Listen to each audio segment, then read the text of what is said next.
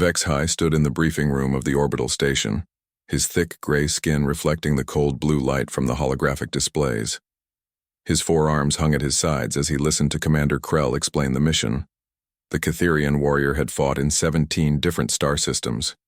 He had killed enemies with his bear claws and survived plasma blasts that would melt most beings. This should be another easy job. "You will provide tactical support to a human squad," Commander Krell said, his voice echoing in the metal room. "Standard sweep and clear operation. Nothing complicated." Vex-Hi nodded. He had heard about humans but never worked with them before. From what he knew, they were small mammals from a backwater planet called Earth. They had joined the Galactic Coalition only 50 years ago. Most species considered them brave but reckless. Vex-Hi thought they were probably just lucky. The door to the briefing room slid open with a soft hiss. 5 humans walked in, and Vex-Hi was surprised by how small they looked. The tallest one barely reached his chest. Their skin was pale and soft, nothing like his armored hide. They wore simple combat uniforms and carried basic weapons. Vex-Hi wondered how these fragile creatures had survived long enough to reach space. The lead human stepped forward. He was compact and muscular, with short black hair and dark eyes that seemed to see everything. Scars covered his knuckles, and he moved with quiet confidence. "Sergeant Deho," the human said, extending his hand. "You must be our Catherian support." Vex-Hi looked at the offered hand for a moment before shaking it gently. He was careful not to crush the delicate bones with his grip. "I am Vex-Hi. I will ensure your mission succeeds." Deho smiled, but it did not reach his eyes. "Good to hear. Let me introduce my team." He pointed to a lean man checking a bag full of metal cylinders. "That's Hyun-Woo, our demolitions expert. He likes things that go boom." Hyun-Woo looked up and grinned. "The bigger the explosion, the better the day," he said cheerfully, as if discussing the weather. Next was a woman with sharp eyes and steady hands. She was cleaning a long rifle with careful movements. "So young is our sniper," Deho explained. "She can hit a target from 2 kilometers away." So Young nodded at Vex-Hi but kept working on her weapon. Her movements were precise and practiced. "Tae-min is our medic," Deho continued, indicating a young man organizing medical supplies. "He keeps us alive when things go wrong." Tae-min smiled warmly. "Hopefully we won't need much patching up today." The last human was a woman with quick fingers working on a communication device. "Ji-Hae handles our comms. She keeps us connected to command and calls in support when we need it." Ji-Hae waved without looking up from her equipment. "All systems green," she reported. Vex-Hi studied the team. They seemed casual, almost relaxed. He had fought alongside Draknor berserkers who performed blood rituals before battle. He had served with Zenthi monks who meditated for hours to prepare their minds. These humans acted like they were going for a walk in the park. Commander Krell activated the holographic display, showing a 3-dimensional image of a rocky planet. "Your target is Kepler 442c. Separatist forces have been attacking our supply convoys from a base in an abandoned mining complex." The image zoomed in to show a collection of buildings and tunnel entrances carved into a mountainside. Red dots marked enemy positions. "Intelligence indicates 15 to 20 hostiles," Krell continued. "Light weapons, minimal armor. They've been using hit-and-run tactics, so they're probably not prepared for a direct assault." Vex-Hi studied the layout. It was a simple operation. The complex had limited escape routes and the enemy force was small. With his natural armor and enhanced strength, plus whatever support these humans could provide, it would be over quickly. "Rules of engagement?" Deho asked. "Capture if possible, eliminate if necessary. The priority is stopping the attacks on our convoys." Deho nodded. "Understood. When do we deploy?" "Transport leaves in 1 hour. Any questions?" Vex-Hi expected the humans to ask about backup plans, enemy capabilities, or extraction procedures. Instead, Hyun-Woo raised his hand. "Will there be anything worth blowing up?" he asked with genuine curiosity. Krell looked confused. "The mining equipment, I suppose." "Perfect," Hyun-Woo said happily. The briefing ended, and the team moved toward the transport bay. Vex-Hai walked beside Daeho, trying to understand these strange beings. "You seem very calm for soldiers about to enter combat," Vex-Hai observed. Daeho shrugged. "It's just another job. We've done this before." "How many times?" "Lost count after the first 100 missions." Daeho's voice was matter-of-fact, as if discussing routine maintenance work. In the transport bay, Vex-Hai watched the humans prepare their equipment. They moved with efficiency, but without the intense focus he expected from warriors. So Young hummed a soft tune while checking her rifle. Ji-Hai chatted quietly with Taemin about something completely unrelated to the mission. Hyunwoo arranged his explosives like an artist organizing paintbrushes. The transport ship was a standard military vessel, designed for quick deployment and fast extraction. As they boarded, Vex-Hai noticed that the humans seemed perfectly comfortable in the cramped space. They secured their gear and settled into their seats without complaint. During the pre-flight checks, Hyunwoo turned to Vex-Hai. "So what's it like being a Catherian?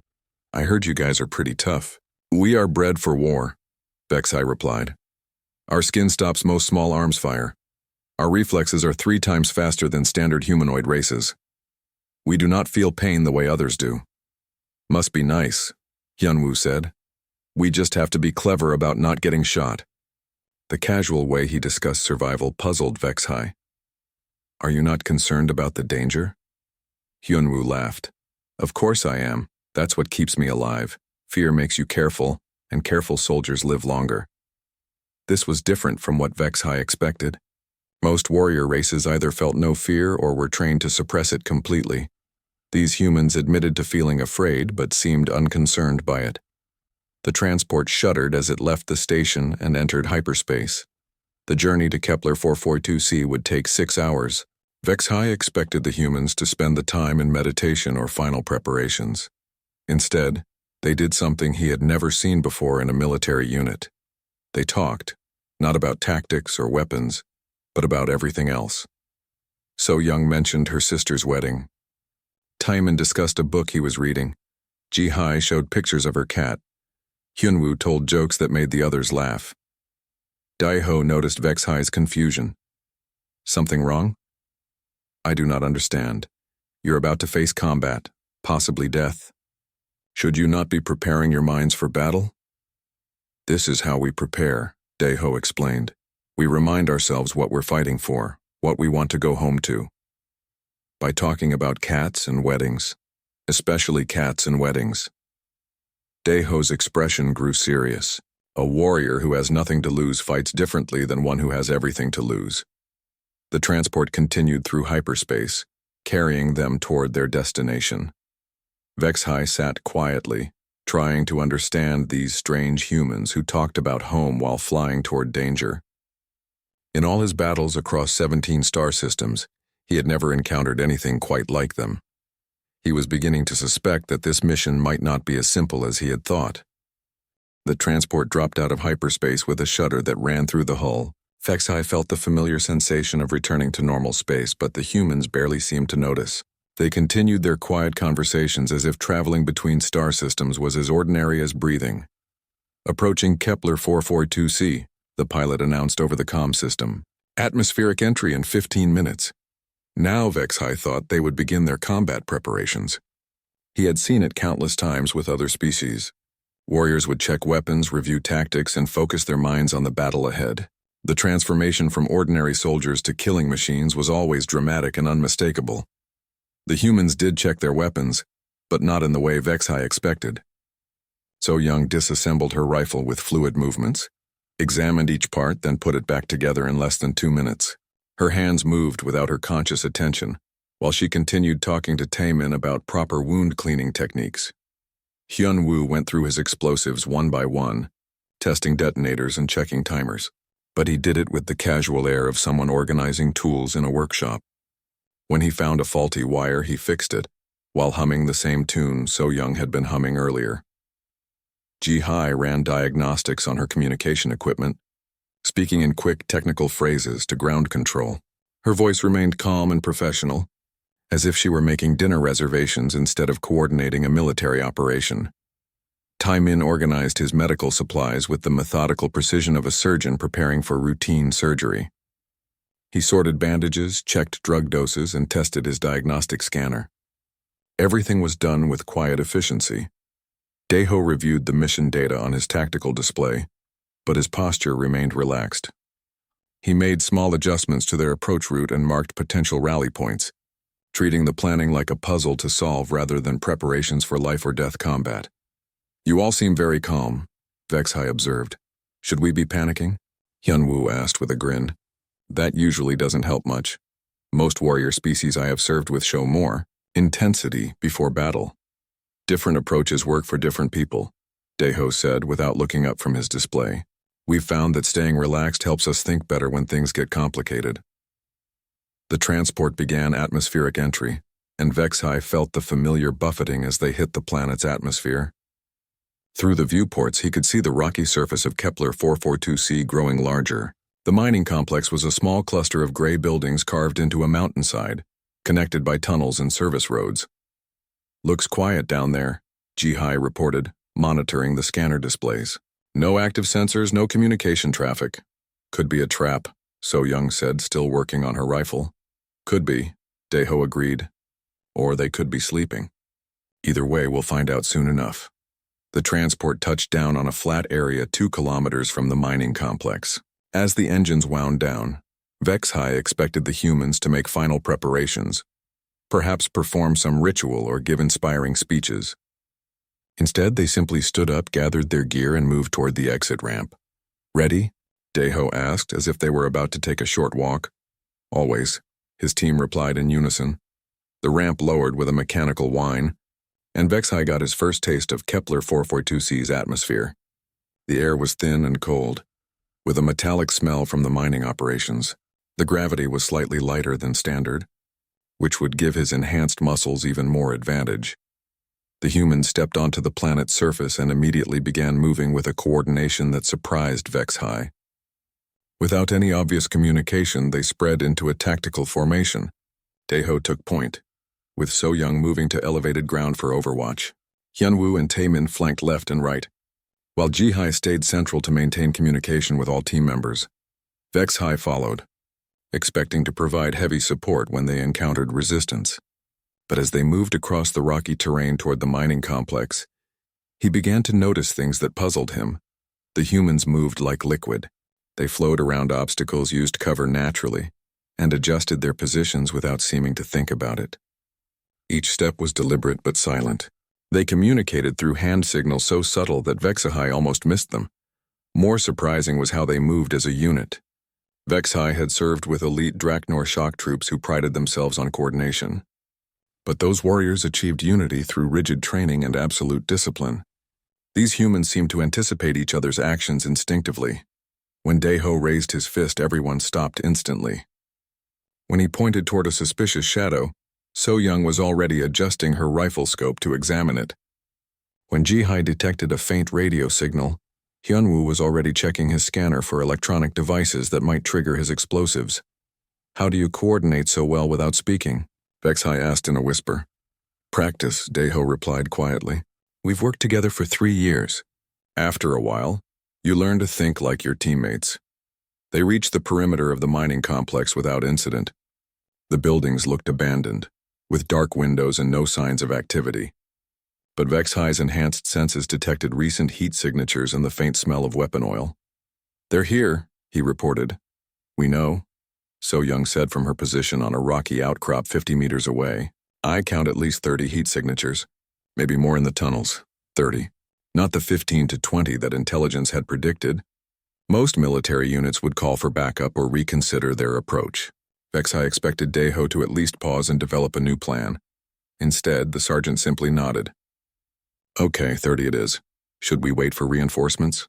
Vexhai suggested. "Takes too long," Hyunwoo said cheerfully. "Besides, 30's not that many." Vexhai stared at him. 30 armed enemies against 5 humans and 1 Catherian. Those are not favorable odds. "Depends on how you count," Taemin said, checking his medical scanner. "Numbers aren't everything." Daeho was already adjusting their approach. His fingers moved across his tactical display, marking new routes and potential ambush points. So Young, can you get eyes on the main entrance? Already there, she replied. 2 guards poorly positioned. They're not expecting trouble. Jihai, any communication chatter? Negative. Radio silence on all frequencies. Taemin, what's your read on the area? Clean air, no biological hazards. Some old mining chemicals, but nothing dangerous. Hyunwoo, what's your assessment for structural charges? Main support beams are visible from here. I can bring down any building you want, but the tunnels will be trickier. The entire exchange took less than 30 seconds. Vexhai realized that the humans were not just adjusting their plan, they were creating an entirely new strategy based on current conditions. They adapted faster than any military unit he had ever seen. Vexhai, Daeho said, we'll use your enhanced senses for early warning. Can you detect enemies through solid rock? Yes, to a limited extent. Heat signatures and movement. Perfect. You'll be our mobile radar. The plan that emerged was unlike anything in Vexhai's military experience. Instead of overwhelming force or careful siege tactics, the humans intended to use speed, surprise, and precise strikes. They would hit the enemy before the separatists could organize a proper defense. Questions? Daeho asked. Nobody had any. Vexhai wanted to protest that the plan was too dangerous, that they needed more soldiers, better intelligence, heavier weapons. But looking at the humans' faces, he saw something that stopped him. They were not afraid of the odds. They were not concerned about the danger. They looked at 30 armed enemies the way a craftsman might look at a challenging but interesting project. Let's go to work, Daeho said. As they moved toward the mining complex, Vexhai began to understand that he was not just supporting a human military unit. He was about to witness something that challenged everything he thought he knew about warfare, courage, and what it meant to be a warrior. The first building loomed ahead, dark and silent. Inside were enemies who outnumbered them 6-1. The humans approached it like they owned the place. Vexhai followed, wondering what he had gotten himself into. The first shots came from the shadows between 2 mining buildings.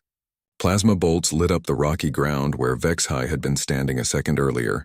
His enhanced reflexes had pulled him behind cover just in time, but he was surprised by how quickly the attack had started.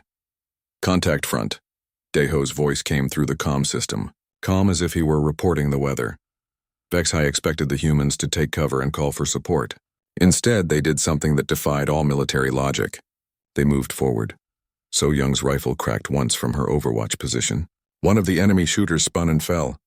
Left guard down, she reported in the same casual tone she had used to talk about her sister's wedding. Hyunwoo appeared at the corner of a building, threw something small and round, then disappeared. 3 seconds later, an explosion shook the ground and filled the air with dust and debris. Entranceway cleared, he announced cheerfully. Jihai's voice cut through the noise. Multiple contacts moving from the tunnel system. At least 20, armed with plasma rifles and fragmentation grenades. 20 more enemies. Combined with the others, they were now facing 40 or more hostiles. Vexhai had fought in battles with worse odds, but he had always been part of a larger force with heavy weapons and air support. This was 5 humans with basic equipment against a small army. Copy that, Daeho responded. Taemin, stay with our Catherian friend and watch for flanking moves. Everyone else, standard breach and clear. Standard breach and clear. Against 40 enemies, Vexhai wondered if these humans had lost their minds. The answer came when he watched them work. Daeho moved through the battlefield like he was dancing. He appeared at one position, fired several precise shots, then vanished before return fire could find him. Enemy plasma bolts scorched empty air where he had been standing moments before. So Young's rifle spoke again and again from her perch. Each shot meant another enemy down. She changed positions after every 3 shots, never staying in one place long enough for the separatists to target her effectively. Hyunwoo seemed to be everywhere at once. Explosions bloomed throughout the complex as he systematically destroyed enemy cover and escape routes. But he never used more force than necessary. Each blast was precisely calculated to achieve maximum effect with minimum waste. Jihai coordinated everything while staying mobile. She called out enemy positions, tracked ammunition usage, and maintained contact with their extraction team, all while plasma bolts burned the air around her. Vexhai, Taemin said quietly. 12 more coming from the eastern tunnel. They're trying to circle behind So Young. Vexhai's enhanced senses had detected them too. His first instinct was to charge directly at the threat, using his natural armor and strength to break their formation. It was the Catherian way of fighting, but watching the humans had given him a different idea. Instead of charging, he moved silently through the shadows, using cover the way Deho had taught him. When he reached the tunnel entrance, he waited. The enemy soldiers emerged in single file, focused on reaching So Young's position. They never saw the 7-foot-tall Catherian warrior until it was too late. HFY struck with surgical precision, using just enough force to disable without killing when possible. Eastern approach secured, he reported, surprised by how much he had enjoyed the tactical approach instead of brute force. Nice work. Deho's voice came back. You're learning. The battle continued, but HFY began to notice something strange. The humans were afraid. His enhanced senses could detect their elevated heart rates, the stress chemicals in their sweat, the tension in their voices. They were terrified, but they kept fighting. So Young took a plasma bolt to her left shoulder, the beam burning through her armor and into flesh. The wound would have incapacitated most beings.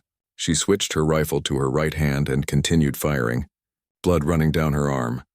So Young's hit, Tae-min reported, already moving toward her position. I'm fine, she called back, taking down another enemy with a shot that required incredible skill, even for an uninjured sniper. Just a scratch. It was not just a scratch. HFY could smell the burned flesh and see the damage through his thermal vision. The wound was serious enough to require immediate medical attention. But So Young treated it like a minor inconvenience. Hyunwoo ran out of prepared explosives and started making new ones from mining chemicals he found in the complex. He worked while under enemy fire, his hands steady despite the plasma bolt striking the wall beside him. Almost ready, he called out, assembling a device that should have required a laboratory and careful safety procedures. Might want to back up a bit. The explosion that followed brought down half of the main building and sealed 2 tunnel entrances. The enemy force was now cut in half with no easy way to coordinate their attacks. Show off, So Young muttered, but HFY could hear the approval in her voice. Ji-hai had taken cover behind a pile of mining equipment. Her communication gear spread around her like the workstation of a busy office worker. She maintained contact with 3 different support units while tracking the movements of the remaining enemies. Extraction team is standing by, she reported. Do you want them to move in? Negative, Deho replied, appearing behind cover near HFY. We finished this ourselves. HFY stared at him. The sergeant's uniform was torn. His face was covered with dust and sweat, and blood seeped from a cut on his forehead. But his eyes remained calm and focused. You are injured, HFY pointed out. Everyone's injured, Deho said, checking his ammunition. That's what happens in combat. Should we not call for medical evacuation? After we complete the mission. Deho's tone suggested this was obvious. Another exchange of fire erupted from the main building. The remaining enemies had barricaded themselves inside and were making their last stand. Plasma bolts poured from the windows and doorways, creating a kill zone that no sane being would enter. Ideas? Deho asked his team. I could bring down the whole building, Hyunwoo suggested. But we need prisoners for intelligence. I can clear the windows, So Young offered despite her wounded shoulder. Give you a path to the main entrance. Too much crossfire, Tae-min warned. And we don't know how many are still inside. Ji-hai looked up from her equipment. I'm detecting at least 15 heat signatures. They have good fields of fire from multiple positions. 15 enemies in a fortified position with good cover and overlapping fields of fire. Military doctrine said to call for heavy support, wait for reinforcements, or use siege tactics to starve them out. Deho made a decision that violated every rule of sensible warfare. We're going in, sir? Tae-min looked confused. Direct assault against a fortified position? They're expecting us to wait or call for backup, Deho explained. So we do the opposite. Fast and aggressive before they can set up proper defenses. HFY realized that the humans were about to do something impossible. They were going to assault a fortified position held by 15 enemies, using only their own wounded and outnumbered force. What made it worse was that HFY could tell they were absolutely terrified. Their fear scent was so strong he could taste it in the air. Their heart rates were racing, their breathing was shallow, and stress hormones flooded their systems. Yet they prepared for the assault with the same methodical care they had shown throughout the mission. So Young, suppressing fire on the windows. Hyunwoo, breaching charges on the main door. Jihai jammed their communications. Taemin, stay ready for casualties. Vexhai, Deho paused, looking at the Catherian warrior. Ready to see how humans fight when we're scared? Vexhai nodded, though he did not understand the question. If they were scared, why were they attacking? If they knew the odds were against them, why not wait for better circumstances? The assault began with So Young's rifle speaking in rapid, precise shots. Windows exploded in showers of glass and sparks as her bullets found their targets. Return fire slackened immediately. Hyun-woo's charges blew the main door off its hinges, filling the entrance with smoke and debris. Before the dust could settle, Daeho was moving. The sergeant ran straight into the kill zone, directly toward the most dangerous position in the complex. Behind him came his team, following him into almost certain death. Vexhai followed, wondering if he was about to witness the end of the strangest military unit he had ever encountered. As they entered the building, plasma fire erupted around them like deadly lightning. The real battle was about to begin. Inside the building, hell broke loose. Plasma bolts filled the air like deadly rain. The separatist forces had turned the main corridor into a killing field, with overlapping fields of fire from 3 different levels. Any normal assault force would have been cut down in the first few seconds, but the humans were not normal. Daeho hit the ground rolling as plasma fire scorched the air where his head had been. He came up behind a piece of mining equipment and immediately started returning fire. His shots were not random, spraying like the enemy's. Each bullet had a purpose, forcing the separatists to duck or change position. Hyun-woo appeared on the left flank, moving through what looked like empty air. Vexhai realized the human was using smoke from his own explosions as cover, timing his movements to stay hidden in the drifting clouds of dust and debris. So Young entered last, her wounded shoulder clearly causing her pain, but her rifle never wavered. She found firing positions that should not have existed, using shadows and angles that seemed impossible. Her shots came from directions the enemy could not predict. Jihai stayed near the entrance, her equipment already connected to the building's internal systems. Communications jammed, she reported while plasma bolts sparked off the wall above her head. And I'm reading building schematics. There's a service tunnel that leads to the upper levels. Taemin moved like a ghost between team members, checking wounds and distributing medical supplies. When Hyun-woo took a glancing hit to his leg, the medic was there in seconds with a bandage and pain reliever. Just a burn, Hyun-woo said, continuing to work on a new explosive device. I'll walk it off. Vexhai watched in amazement as the humans adapted to the battlefield in real time. They did not follow a predetermined plan. Instead, they flowed like water around obstacles, finding new approaches when the old ones failed. But what truly shocked him was their fear. Through his enhanced senses, Vexhai could monitor every aspect of their physical condition. Their heart rates were racing at dangerous levels. Stress hormones flooded their bloodstreams. Their breathing was shallow and rapid. Every biological indicator showed beings in extreme terror, yet they fought with precision and intelligence that should have been impossible under such stress. Vexhai, Daeho called out during a brief lull in the shooting. Can you get to that upper level? We need to clear those firing positions. Vexhai looked at the location Daeho indicated. It was 30 feet up with no stairs or ladder. Enemy fire covered every possible approach. Even with his enhanced strength and armor, it would be extremely dangerous. Yes, he replied, because that was what warriors did. They accepted dangerous missions. Wait, Taemin said, crawling over with his medical scanner. Your stress indicators are normal. Heart rate steady, no fear responses. The medic looked puzzled. How are you staying so calm? Vexhai considered the question. I am Catherian. We do not feel fear the way other species do. Our biology prevents panic responses. No fear at all? Hyun-woo asked, pausing in his bomb-making to stare at the alien warrior. Fear is a survival mechanism that evolution removed from my species millions of years ago. It made us better warriors. The humans exchanged glances that Vexhai could not interpret. So Young actually lowered her rifle for a moment to look at him directly. That must be nice, she said quietly. It is practical, Vexhai replied. Fear makes beings make poor decisions in combat, does it? Daeho asked. There was something strange in his voice. Before Vexhai could answer, the enemy launched a coordinated attack. 15 separatists moved simultaneously, trying to overwhelm the human position with concentrated fire. What happened next changed everything. Vexhai thought he knew about courage. Hyunwoo ran directly into the heaviest enemy fire, carrying an improvised explosive that needed to be placed manually. Plasma bolts burned past him so close that his clothing smoked. Vexhai could smell the terror sweat pouring off the human's body, could see his hands shaking from adrenaline. But Hyunwoo kept running. He reached the target position, placed his device, and sprinted back through the kill zone. The explosion that followed eliminated 4 enemy positions and changed the entire tactical situation.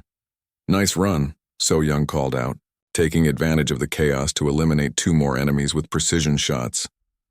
"Thanks," Hyunwoo gasped, collapsing behind cover. His whole body was shaking from stress and adrenaline.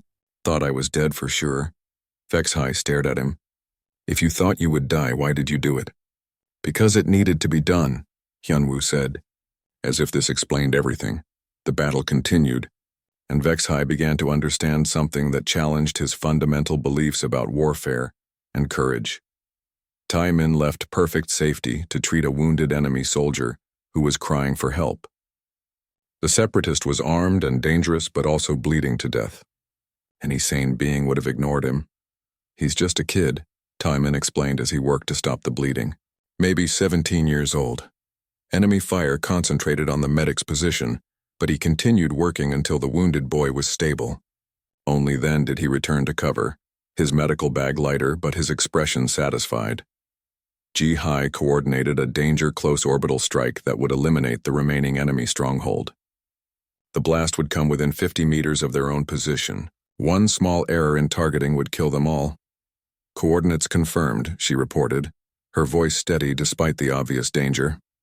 "Impact in 30 seconds. Recommend we find good cover." The building shook as heavy ordnance fell from orbit. Dust and debris filled the air, and the enemy's final stronghold ceased to exist. But Ji-Hai had called in the strike while knowing it might kill her own team. "Why?" Vexhai asked her. "Why risk your own life to complete the mission?" "Because that's what we do," she said simply. "We take risks so other people don't have to." So Young made impossible shots with her wounded shoulder, each one requiring her to expose herself to enemy fire. Her fear scent was so strong it almost overwhelmed Vexhai's senses, but her aim never faltered. "Doesn't it hurt?" he asked during a brief moment when they shared cover. "Everything hurts," she replied, switching to a fresh magazine. "But the job isn't done yet." Daeho coordinated everything while moving through the most dangerous positions. He drew enemy fire to protect his team, made split-second tactical decisions, and maintained perfect situational awareness, all while being more terrified than any being Vexhai had ever encountered. "I don't understand," Vexhai said as the last of the enemy resistance crumbled. "You are all terrified. Your biological responses show extreme fear. Why do you continue fighting?" Daeho looked at him with an expression that was almost sad. "Because we're afraid." "That makes no sense." "Fear tells us what matters," Taemin explained, checking over his wounded teammates. "If we weren't afraid of dying, would our lives have any value? If we weren't afraid of failing, would success mean anything?" Hyunwoo nodded, carefully packing away his remaining explosives. "Fear makes us careful. It makes us think. It makes us appreciate what we have." "But you act despite your fear," Vexhai protested. "How is that possible?" "Because acting despite fear is what courage means," So Young said, finally allowing Taemin to properly treat her shoulder wound. "Anyone can be brave when they're not afraid." The revelation hit Vexhai like a physical blow. He had spent his entire life believing that the absence of fear made him a superior warrior. But watching these humans, he realized something that shook his understanding of everything. He had never been brave. Courage was not the absence of fear. Courage was feeling afraid and acting anyway. It was knowing you might die and choosing to risk death for something more important than your own safety. Vexhai had never experienced real courage because he had never experienced real fear. For the first time in his long life, the Catherian warrior felt something new and terrifying. As he watched the humans tend to their wounds and prepare to leave the battlefield, he felt doubt. Not about the mission or the enemy, but about himself. What would he do if he truly understood what it meant to be afraid? Would he still be brave? The question followed him as they secured the battlefield and called for extraction. For the first time in 17 star systems of combat, Vexhai wondered if he was really a warrior at all, or just a being who had never been tested. The extraction ship arrived as the last enemy resistance died down. HFY watched the human team secure the battlefield with the same methodical efficiency they had shown throughout the mission. They collected intelligence, documented enemy casualties, and prepared their wounded for medical evacuation. But something had changed in the way HFY saw them. Hyun-woo sat against a wall, his wounded leg stretched out in front of him. Despite the pain, he was carefully disarming the remaining explosive devices scattered around the complex. His hands shook slightly from blood loss and adrenaline, but his work remained precise. "Why not leave them for the cleanup crew?" HFY asked. Hyun-woo looked up with a tired smile. "Because someone else might get hurt. Kids sometimes explore these old mining sites. Children. Human children who might wander into danger years from now." Hyun-woo was risking further injury to protect beings he would never meet, in a future he might not survive to see. So-young was helping Taemin treat enemy wounded. Her own shoulder was properly bandaged now, but she moved carefully to avoid reopening the wound. 3 separatist soldiers lay unconscious but stable, their injuries cleaned and bandaged. "They tried to kill us," HFY observed. "They failed," So-young replied, checking a bandage. "No point in letting them die for it. In my culture, enemy wounded are left to die or heal on their own." "Different cultures," Taemin said, not looking up from his work. "We think life has value even when it belongs to people who make bad choices." Ji-hai was documenting everything with her scanner, creating a detailed record of the battle. She moved through the complex methodically, recording positions, casualty locations, and tactical decisions. "For the military historians?" HFY asked. "For the families," she corrected. "So they know what happened to their sons and daughters. So they know their sacrifice meant something." Daeho stood near the main entrance, watching the horizon for threats that no longer existed. His wound had been treated, but he remained alert and ready. Even in victory, he continued to protect his team. "The mission is complete," HFY pointed out. "You can rest now." "Rest when we're home," Daeho replied. "Until then, someone needs to stay watchful." The transport landed in a cloud of dust and engine noise. Medical personnel rushed out to help with the wounded, but the human team continued working. They transferred their intelligence to the command staff, briefed the incoming security force, and ensured everything was properly documented. As they prepared to leave, HFY realized that one team member was missing. "Where is Hyun-woo?" he asked. Taemin's expression grew sad. "He didn't make it." The words hit HFY like a physical blow. During the final assault, while he had been focused on the tactical situation, Hyun-woo had taken a fatal plasma hit. The medic had done everything possible, but the wound was too severe. "He died completing the mission," Daeho said quietly, placed the final charge that broke their last stronghold. HFY thought about the cheerful human who had joked about explosions and worried about children finding leftover bombs. Hyun-woo had known he might die, had been terrified of dying, but had done his job anyway. "I do not understand," HFY said. "How can you continue functioning after losing a teammate?" "Because stopping won't bring him back," So-young replied. Her voice was steady, but HFY could smell the salt of tears she refused to shed. "Because he would want us to finish the job," Ji-hai added, packing away her equipment with careful precision. "Because someone has to carry his memory home," Taemin said, loading medical supplies that would never be used for their fallen friend. On the transport back to the orbital station, HFY sat quietly while the humans dealt with their grief. They did not wail or rage or break down. Instead, they talked softly about Hyun-woo, sharing memories and stories that made them smile through their sadness. "He once told me that fear was just excitement without breath," So-young said. "So whenever I got scared, I should remember to breathe. He always said the best explosions were the ones that built things instead of just destroying them," Taemin added. "He wanted to retire to a farm," Ji-hee remembered. "Said he was tired of things that went boom and wanted to grow things that just grew." Daeho listened to his team honor their fallen comrade, and HFY saw something in the sergeant's eyes that finally helped him understand what he had witnessed.